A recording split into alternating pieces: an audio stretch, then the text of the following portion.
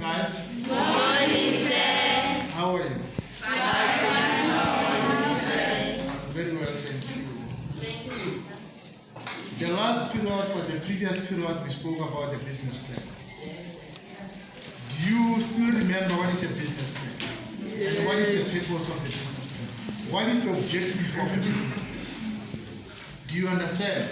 Who can remind us? Who can help us to recap? What is a business plan? What is a business plan? Any volunteer? Yes, sir. What is a business plan? Yes, sir.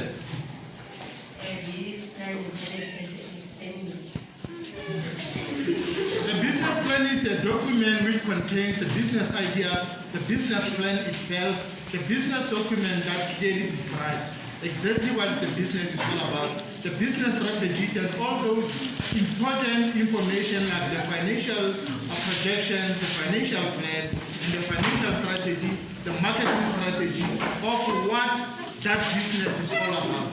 Remember, when you start a business, what you need to do, you need to have a business idea. That business idea needs to be documented in such a way that you must be able to execute the very same business plan that you're going to do. Am I clear? Yes. The main purpose or among other things of the business plan is you submit the business plan to a potential funder, whereby that particular potential funder will be able to assess your business plan, assess your business idea, assess your marketing strategy, and even assess you as the operator of that business, so that they can be able to measure and say, are you the right person to run that business? Are they willing to risk their money? Are they willing to take a risk of giving you their own money so that you can start your business, run your business, execute your business, and finally be able to repay them back?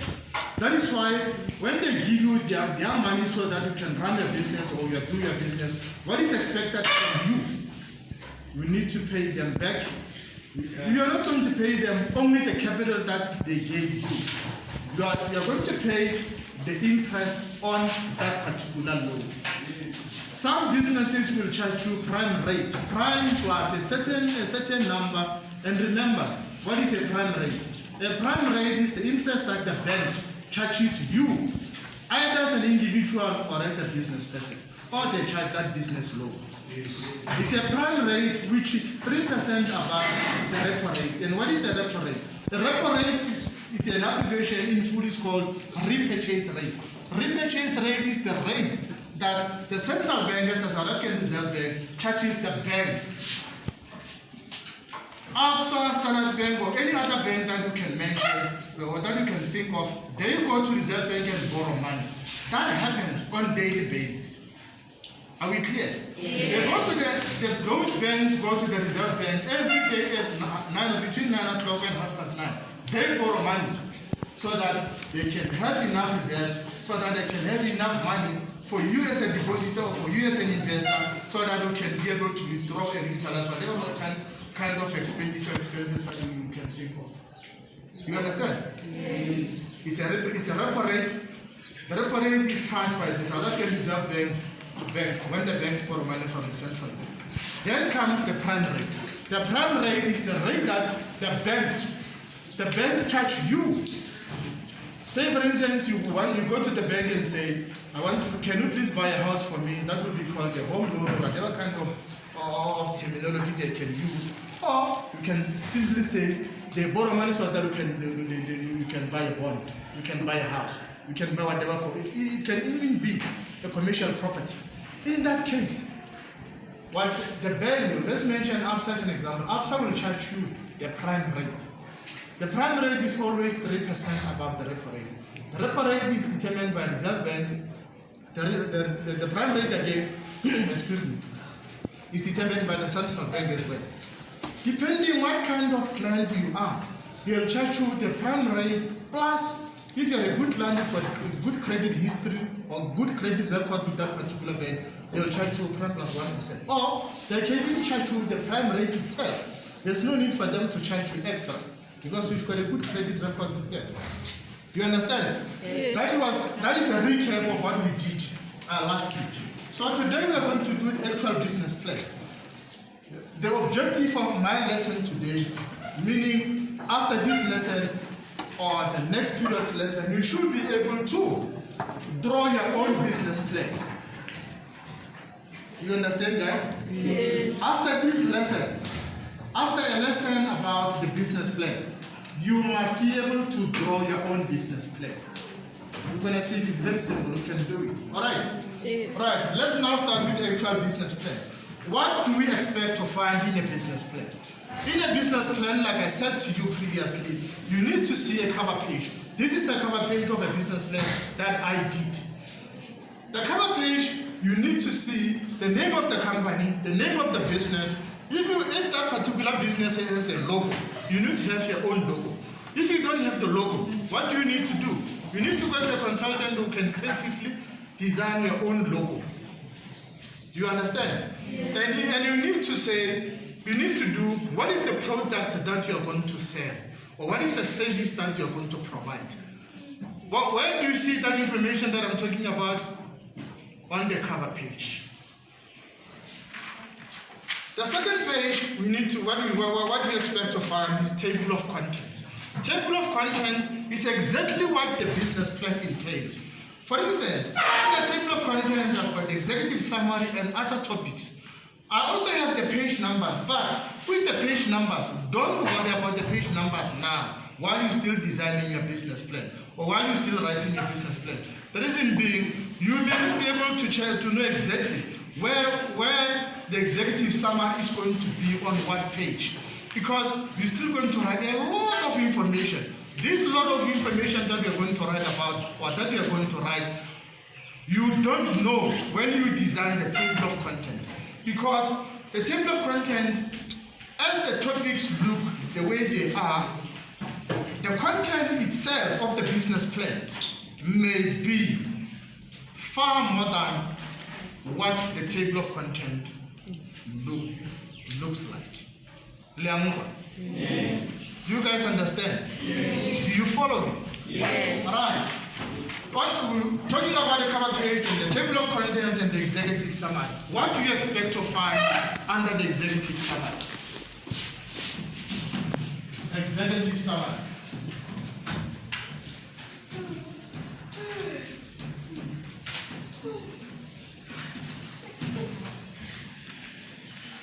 Under executive summary, before I go further, who can tell me what is an executive summary? What do we expect? Or what can we find under the executive summary? Or simply, what is an executive summary? What is an executive or what is a summary? This is very easy and very simple, guys. Listen to me very carefully. Under executive summary, you are going to have a brief description of exactly what your business plan is all about. Are you with me? You need to write a brief summary of what the reader is going to find inside the exact business plan. The business plan is a thick document. You may find somebody who's either lazy or who's not interested to go through the whole business plan page by page. So that particular person, in that particular case, what you'll do is read the executive summary and you will have a very clear picture of what the business plan is all about. Are you with me? Yes. Right. Under the executive summary, for instance, you'll find the vision. And what is a vision? What is a vision? A vision of a business is something that is going to happen once the business starts operating and going into the future. For instance, now, here at Refilwe Secondary School, you have the name of the logo of your school, plus the vision of your school. What does it say? It says Refilwe Secondary School, education with bright future. Immediately you start as a learner here at Refilwe Secondary School.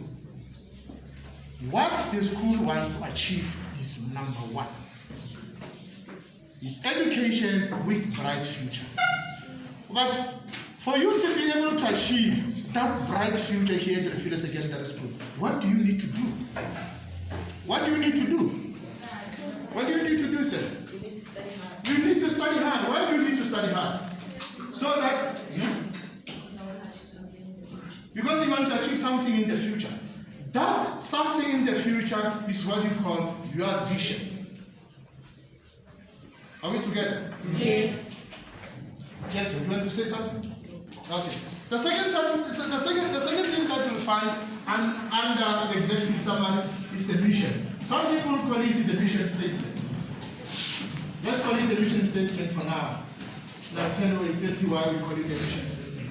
A mission is something that right from the first level of your business operation is something that you are going to start doing. What are you going to do? From the first day that you get to school, what are you going to do is you're going to get your books, you're going to get your study material, you're going to get to know that this is my class, and in my class, even if you're doing grade 12 or you're doing grade 11 or you're doing grade 10, if you're doing grade 10, grade 12, you need to make sure that on your first day of your school, get your acts together. You must remember grade 12 is not the start of new things. Some of the topics that we teach in grade 12 are the topics that we started teaching you guys from grade 9, grade 10, grade 11. So in grade 12, it's a consolidation of what you need to know. Something that you know already, we're just going to polish up so that you can be reminded of what is expected from you. For instance, in the business plan that I have, this is a practical business plan that I just developed. The mission of this business is to be a leader in serving the nation better, from lasting relationships and achieve sustainable growth. You get what I'm saying? This business wants to become a leader in serving the nation better, from lasting relationships and achieve sustainable growth. From the first day of the operation, this is what they are going to try to achieve as their vision. Now let's come to the mission. Their mission is, they are saying, we are committed to providing superior products and services in order to make meaningful contribution to society. Listen to these guys. From the first day of this business operation, they will be committed in providing quality products and services. Why do they want to provide good quality products and services? Why do you think they need to do that? Do you think it's necessary for them to do that? Why? If you run a particular business, you must remember one thing. You are in that particular business. Whether you think you're doing better or not doing better, but the fact of the matter is you are not alone providing that particular product or service. You will have a competitor. Let me give an example. Today I decided to wear my lovely company regalia. The main reason is I want to show you this. This is the company that I've been talking to you guys about. It's Galitos. In the market, Galitos offers the flame grilled chicken. It's flame grilled chicken. That is what we do better. That's what they do better. But remember one thing, Galitos is not the only business that provides flame grilled chicken. There are other businesses. There are other competitors. You understand? So if you're not going to be able to provide good quality products and services, you are not going to survive the heat that is there in the market. Practically speaking, Nando's is doing very well. KFC is doing wonders. Galitos is also doing well. But Galitos' business concept was established knowing very well that there are other competitors, there are other products similar to Galitos, but Galitos had the guts. Why do I say they had the guts? They had the guts simply because they knew very well that Nando's is there. And Nando's has been in the market for quite a long time for now. KFC has been in the market of serving fried chicken to many, many, many nations in the whole world. But Galitos had the guts to enter the market so that they can compete and do very well with their products. Of course we did. Yes, we did. If you run a particular business and you are not ready to sacrifice, you are not ready to do your very best and offer good quality products or services, you can forget about the business. So that is the mission statement that we promise. Any particular business will promise that this is what I'm going to do. The very same thing. These guys are saying they are committed in providing superior products and services, not ordinary services. Remember this. They are not going to provide ordinary services. They are going to provide superior products and services. Why do they call superior products and services? Because they are there. Because they want to do very well. Are we clear? Yes. Right. The second one, the third one is the key success factors.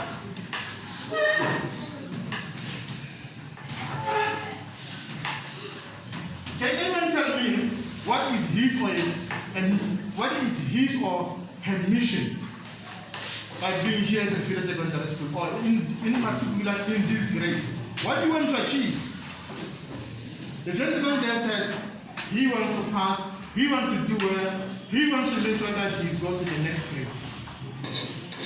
Can anyone tell us who? Can anyone tell us his or her mission? What do you want to achieve in this grade or in the other grades? Yes, please. Why are you here? Why are you in my class? Well, you are here to learn.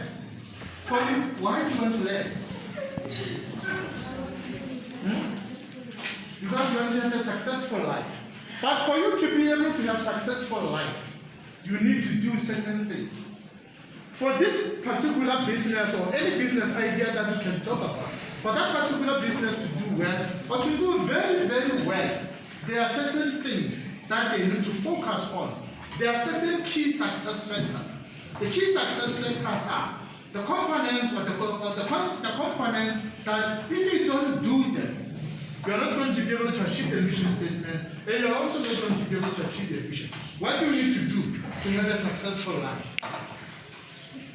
You need to study hard. Yes, that's correct, my dear. So in this business, these guys are saying their key success factors are they've got 60 members who are college graduates with skills to contribute to the success of the business. A very good point. A very good point. Among other things, among other factors, they single this one out. They say in their team, in their employment, the very same people who are going to work in this company, they've got 6 graduates. They've got 6 graduates, not only graduates. The graduates have the skills, they have the knowledge. They have the knowledge to prosper, they have the knowledge to take this company to higher level. Remember I said to you, when you buy Galitos franchise, they take you for a 6 weeks training. 6 weeks training. During the 6 weeks training, that training includes you as the owner. You as the owner, because you need to know what you need to achieve. You understand? That is exactly what you need to do. You need to make sure that you've got the necessary knowledge and skills. The necessary knowledge and skills so that you can be able to run your business successfully and effectively. Do you understand? Yes. Right. The second key success factor is high quality products. They promise their potential customers, they promise the market, the target market, that they will have high quality product.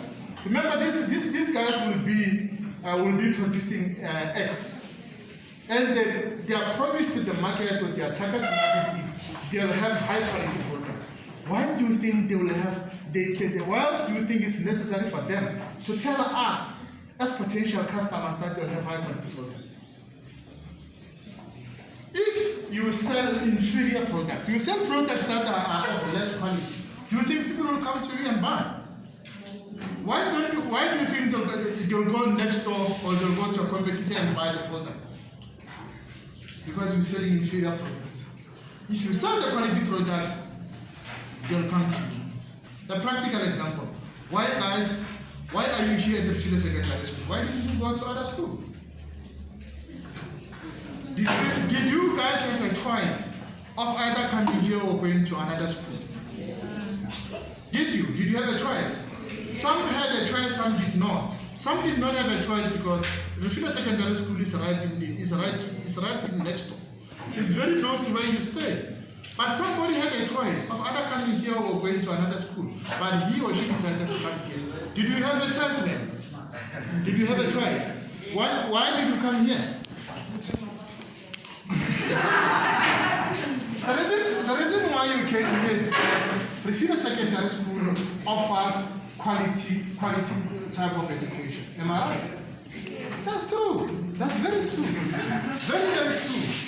Right. The third success factor is this company says they will be offering competitive prices. Why do you think they want to offer competitive prices? Say for instance, Nando's sells their full chicken at 160 rand. Galito will sell their chicken at 45 rand. This is a full chicken price, guys. Full chicken price. And in business studies, in economics and in accounting, we special people, yes, we are very special. We special people, we don't say the product is cheap. We use a particular terminology because we are special people. We call that cheap price or cheap product that when there is a competitive, we are competitive. We are competitive. But remember this, the price says something about the product. Nando's sells their product at the full chicken at 160 rand, and somebody at Chicken Dust sells his or her product at 45 rand. Remember what I said? Price says something about the product. If you sell at 45 rand, people will start doubting your product. But yes, it's true. Nando's sells their full chicken at 160 rand, and you are selling your fruit chicken at 45 rand. And you are also saying you are doing flame grilled chicken. Hey, do flame grilled chicken better. But what's wrong with your price? Or maybe they don't sell their fruit chicken at 45 rand. They sell their fruit chicken at 35 rand. You've got money, you've got the right amount of money. Will you buy and buy 160 or will you buy 25 rand? Why would you buy 35 rand? Because it's cheap. But cheap doesn't mean that